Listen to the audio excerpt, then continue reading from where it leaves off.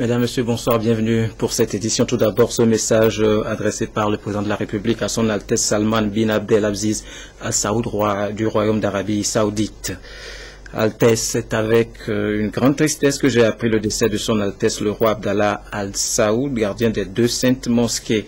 L'Arabie Saoudite perd un homme qui a beaucoup œuvré à la stabilité de son royaume et est resté particulièrement attentif à la paix dans sa région. En ces moments particulièrement éprouvants, je voudrais m'associer au deuil de la nation saoudienne et adresser mes condoléances les plus sincères à toute la famille de l'illustre disparu ainsi qu'à ses proches. Avec toute ma sympathie, je vous prie d'agréer, Altesse, les assurances de ma très haute considération, signé Fort et Sozemna Nyassimbi. Le plan d'action du programme Pays du PNUD pour 2015-2018 a retenu de renforcer la capacité de résilience du Togo au conflit en appuyant l'élaboration et la mise en œuvre d'une approche stratégique d'établissement d'une infrastructure durable de paix. Dans la mise en œuvre de ce programme, un appel à soumission de projets à l'endroit des organisations de la société civile a été lancé. 10 organisations ont été retenues et ce matin, elles ont conclu une convention de financement avec le PNUD. Dodo Waré, Christine Pechekialude. Des subventions octroyées aux organisations de la société civile par le Programme des Nations Unies pour le développement PNUD. 10 au total, ces OSC sont porteuses de projets qui mettent en relief le renforcement et la consolidation de la paix au Togo. L'enveloppe financière globale s'élève à 140 millions de francs CFA. Nous allons former les médiateurs locaux qui auront au niveau de la préfecture de Tchamba, de Tchaougyo, de Sotoboy, de Blita, de faire en sorte que nous partagions avec eux un certain nombre de valeurs. Il s'agit pour nous de mettre ensemble les organisations de femmes, les organisations de jeunes et d'autres acteurs clés pour travailler ensemble à la prévention des conflits. Nous allons rencontrer les populations pour sensibiliser et renforcer leur capacité aux notions de paix. Et ça consistera à créer des mécanismes d'alerte précoce. Le PNUD soutient aussi la haute autorité de l'audiovisuel et de la communication. Elle bénéficie de son 5 millions de francs CFA, une somme destinée à appuyer son rôle de régulation. Il s'agit du financement d'un certain nombre d'activités qui seront menées par la haute autorité de l'audiovisuel et de la communication. Et c'est entre autres donc les séminaires de formation. L'appui du PNUD à travers ces subventions appelle à accroître les capacités de résilience du Togo au conflit et à instaurer une paix durable. Ce projet donc va appuyer à la fois les institutions qui sont en charge de la mise en œuvre des recommandations de la CVGR et aussi les organisations de la société civile qui poursuivent le même but, à savoir travailler à la réconciliation nationale et au renforcement des mécanismes qui promeuvent la paix, la prévention des conflits et de la violence. Ces subventions arrivent au moment où le Togo se prépare pour l'élection présidentielle de 2015. Le ministre en charge des droits de l'homme a exprimé la reconnaissance du gouvernement au PNUD pour son soutien constant. Je saisis donc la présente occasion pour adresser les sincères remerciements du gouvernement au Programme des Nations Unies pour le développement, aux organisations retenues, les exhorte à faire preuve d'un sérieux dans l'exécution des projets pour lesquels elles ont été sélectionnées. L'établissement d'une infrastructure durable de paix, un projet de moyen et long terme qui va se poursuivre au-delà des élections. Pour l'instant, les bénéficiaires ont 6 mois pour l'exécution des différents projets. Cette signature intervient en pleine révision des listes électorales. La concertation nationale de la société civile suit de très près le processus. Elle vient de faire part de ses premières observations à travers une conférence de presse. Luc Assi, Charlotte Moussime, reportage. À 3 jours de la fin de la révision des listes électorales dans la zone 1, la concertation nationale de la société civile du Togo CNSC fait l'état des lieux. Elle a déployé 129 observateurs dans les 16 circonscriptions électorales de la première zone. La logistique de la CENI a été déployée dans les centres de recensement et de vote. Il y a la panne observée au niveau de certains appareils, notamment les imprimantes. Cependant, les mesures correctives qui ont été apportées par la CENI ont permis au fur et à mesure que le processus évolue de pouvoir constater des améliorations. Ces efforts consentis par la CENI se traduisent sur le terrain par la satisfaction exprimée par les citoyens en âge de voter. Quand je suis venu, j'ai vérifié d'abord sur le tableau pour voir si j'ai mon nom. Puis j'avais perdu ma carte et il y avait quelqu'un qui m'a dirigé et il m'a confié dans la salle. Tout a été bien fait et je viens de voir ma carte. Le travail s'est bien passé, sinon ça a été rapide aussi. Et pour une amélioration du processus de révision des listes électorales dans les autres zones, des recommandations ont été faites par la CNSC à l'endroit de la CENI et des partis politiques qui doivent également sensibiliser la population. C'est à ce stade que les différents états-majors des partis politiques doivent mobiliser leurs bases partisanes pour faire en sorte que l'enrôlement soit effectif. Et au-delà, la société civile que nous sommes, nous avons également un rôle important à jouer. Selon la CNSC, la non-affluence dans les centres de révision des listes électorales de la zone 1 s'explique aussi par l'enrôlement récent fait en 2013 pour les législatives. Le déploiement de 360 observateurs et 40 superviseurs pour l'observation du processus dans les 3 zones prévues par la CENI s'inscrit dans le contexte de la mise en œuvre du projet d'accompagnement par la société civile du processus de révision des listes électorales. Des supports d'auto-formation pour l'éducation à la paix sont en train d'être vulgarisés sur l'ensemble du territoire. Ce matin, différentes catégories socio-professionnelles ont reçu des kits de support comportant des cours en différents modules pour les amener à s'approprier les valeurs de paix pour ensuite les relayer autour d'eux au sein des communautés. C'est une initiative des ministères de l'Action sociale et de la formation civique. Sonia Ménico, Clarissa Ticlé. Faire de la paix une réalité au Togo avec l'implication de toutes les couches sociales. Des CD, DVD, clés USB et affiches éducatives comportant des modules de formation sur la paix sont remis ici aux différentes catégories socio-professionnelles. Un document d'auto-formation à la paix traduit en évé et cabier qui est en vulgarisation au Togo afin d'amener chaque citoyen à contribuer à la consolidation de la paix. Il s'agit d'un module, une fois le contenu acquis, qui vont permettre à la population togolaise, toutes les catégories confondues, de s'approprier les valeurs de paix, la tolérance, les valeurs d'une vie harmonieuse, les valeurs de pardon, les valeurs d'amour, les valeurs de fraternité. Le document est élaboré par l'UNESCO avec l'appui de la Banque africaine de développement et de la CEDEAO.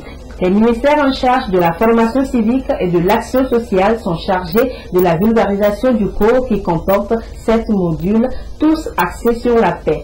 750 acteurs clés seront directement sensibilisés sur le cours d'auto-formation à la paix. Ils vont à leur tour, à travers cette opportunité d'éducation à une citoyenneté participative, amener tous les autres acteurs à préserver la paix tout en étant solidaires, responsables et respectueux des droits humains pour ainsi contribuer au développement du pays. À l'instar des organisations de la société civile, les partis politiques sont sur le terrain pour mobiliser leur base à se faire enrôler massivement afin de disposer très tôt d'électeurs acquis à leur cause. Dans le Grand Cloto, le Parti uni relaie le message auprès de ses militants. Robert Potogbe, Esther Laclé. Réussir la révision des listes électorales dans le Grand Cloto, c'est tout l'enjeu de cette rencontre entre la section UNER Cloto et les militants. 7 jours donc pour les responsables cantonaux et préfectoraux du parti UNIR d'expliquer le bien fondé de la révision des listes électorales aux populations. Au cours de cette rencontre, nous sommes venus informer et sensibiliser tous nos militants sur la nécessité de se faire enrôler sur les listes électorales. À tous les militants du parti UNIR, nous avons fait comprendre que pendant la semaine de la révision des listes électorales, ils doivent être sereins, ils doivent être humbles, ils doivent essayer de ne pas provoquer les gens. L'étape de Palmoué marque la fin de la tournée préfectorale entreprise par la coordination UNIR Cloto. Elle a invité la population à la discipline et à la sérénité pendant et après le processus électoral. De son côté, le nouvel engagement togolais a opté pour une campagne de proximité à Kara pour motiver les populations à aller s'inscrire sur les listes électorales. Nestor Moussou. Dans les maisons, dans les services, au marché, Jerry Tama a fait du porte-à-porte dans sa tournée dans la région de la Kara. Le président du NET, Nouvel Engagement Togolais, et son équipe sont allés à la rencontre des populations avec un message en 3 points. La tournée avait 3 objectifs particulièrement. Le premier objectif, c'est sensibiliser sur l'existence du NET, sur les idées de ce parti-là, le fonctionnement de ce parti. Et vous savez que depuis le 20 décembre 2014, elle devait être un candidat pour les élections présidentielles. Donc sensibiliser sur ce que veut le NET pour la société togolaise. Premier objectif. Le deuxième objectif, c'est insister sur la nécessité de participer à la révision des listes électorales. Et le troisième objectif, c'est parler de la culture de la paix et de la tolérance. L'an 2015 va être une année sensible. Et il faut faire en sorte que la paix sociale et l'unité nationale soient préservées au-dessus de toutes les sensibilités qu'on peut avoir sur le plan politique. L'étape de la région de la Kara fait suite à celle de la région des Savanes. La tournée du NET va se poursuivre dans les autres régions. Le rêve peu à peu se concrétise. Le chef de l'État l'a d'ailleurs annoncé dans son message du 31 décembre dernier. Le projet de logements sociaux entre dans sa phase active. Pour une première étape pilote, près de 550 logements seront construits au profit des fonctionnaires. Un protocole d'accord a été conclu à cet effet entre le gouvernement et les partenaires techniques et financiers. Carmen Mandjé Akakou. Promouvoir le droit au logement en offrant aux populations la possibilité d'accéder à un cadre de vie décent, aussi bien dans les villes que dans les villages. Cette promesse du chef de l'État entre dans sa phase d'exécution avec une première tranche de 540 logements décomposés comme suit. 420 maisons basses de type 2, 3 et 4 pièces et 120 appartements en immeubles collectifs pour loger les fonctionnaires d'État. Le projet sera réalisé sur une surface de 12,6 hectares par la Société ivoirienne de promotion immobilière CIPIM et Abri 2000. Avec des espaces verts dans ce projet, nous avons aussi une école primaire qui est prévue sur ce site. Et nous avons pratiquement d'ici 2 mois à 3 mois maximum qui va démarrer. Ce sont les fonctionnaires de catégorie A1, B1 et A1, A2 et B qui seront prioritairement légitimes pour accéder à ces logements. Les prix qui ont été programmés varient entre 7 millions et 17 millions de francs CFA. Cette cérémonie de signature de protocole d'accord dans le contexte du projet pilote de 1000 logements sociaux traduit l'engagement de l'État togolais à transformer le secteur du logement afin qu'il réponde aux demandes de la majorité des ménages. Il s'agit pour nous d'organiser la demande et d'inviter le secteur privé à un partenariat public-privé où nous exprimons nos besoins, les demandes solvables des couches défavorisées. Alors, avec l'appui que l'État pourra fournir pour réduire les coûts, le secteur privé devra proposer des logements à prix modéré aux demandeurs. La vision du président de la République, son Excellence, M. Faure et Sozimna Nyansingbe, en la matière pourrait se résumer à la création d'un système de marché efficient et efficace pour loger le plus grand nombre des ménages à des prix abordables. Des partenaires techniques et financiers comme Orabank, la Banque Atlantique et la BIA promettent de leur côté de soutenir financièrement ce programme afin de permettre à l'État de mieux gérer le foncier et réduire les coûts. Les logements de la cité Mokopo pourront être acquis moyennant une mensualité déterminée sur une durée de 15 à 20 ans selon le cas, avec des taux d'intérêt très abordables.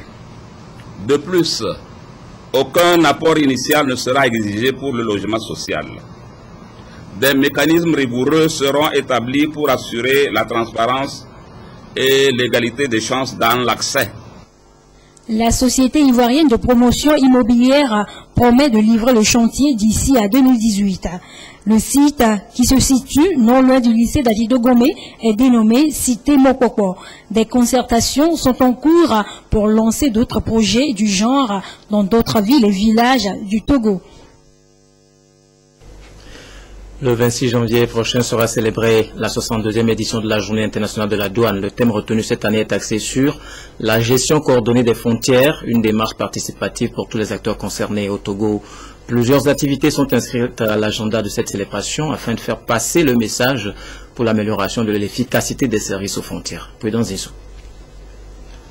L'Organisation mondiale des douanes a dédié l'année 2015 à la promotion de la gestion coordonnée des frontières, ponctuée par la démarche participative de tous les acteurs concernés. Cette approche permet aux États membres de cette organisation d'améliorer leur efficacité en matière de gestion des échanges commerciaux et des flux de voyageurs, tout en préservant l'équilibre par rapport aux nécessités du contrôle. Ce concept est reconnu par la communauté douanière comme une solution potentielle aux défis du XXIe siècle. Il s'agit d'aller à une coordination des contrôles au niveau de la frontière avec tous les acteurs, que ce soit l'immigration, les services douaniers, les services phytosanitaires. Il devrait faire en sorte qu'il n'y ait pas de redondance dans les contrôles, mais qu'il y ait une coordination de ces contrôles-là. Et la coordination des contrôles suppose que la gestion des flux d'informations soit également assurée de façon concertée, de même que le mouvement physique des camions et des personnes aux frontières, pour que ces entités-là essayent de mutualiser les contrôles, les informations et réduire suffisamment le temps de passage en douane. L'événement sera marqué au Togo par plusieurs activités. En toile de fond, un appel à des efforts en matière de coordination entre les douanes et d'autres structures ayant compétence aux frontières. Ce sera également une occasion pour les opérateurs économiques de découvrir les innovations qu'apporte l'Office togolais des recettes pour leur assurer un service de qualité. Le premier projet qui s'est concrétisé, c'est l'adhésion ou la ratification de la Convention de Kyoto révisée, qui est un instrument de facilitation. Le texte CEDEAO est devenu effectif depuis le 1er janvier 2015, en préparatif à la mise en place du guichet unique pour le commerce extérieur, le CEGUS. Nous avions dans le pipeline le projet de migration à Sidonia World avec l'OTR. Nous avons migré. Aujourd'hui, nous évoluons avec le Sidonia World qui est beaucoup plus sécurisé, qui donne beaucoup plus de traçabilité en termes d'opérations douanières et de célérité. Cette année 2015, le commissariat des douanes et droits indirects ambitionne d'atteindre les objectifs budgétaires fixés, de s'approprier le tarif extérieur commun, de rendre effectif le projet d'opérateur économique agréé. L'opérationnalisation du poste juste à côté de Mouepé fait partie de ces ambitieux projets, ce qui permettra aux douanes de mieux répondre aux exigences du concept de gestion coordonnée des frontières.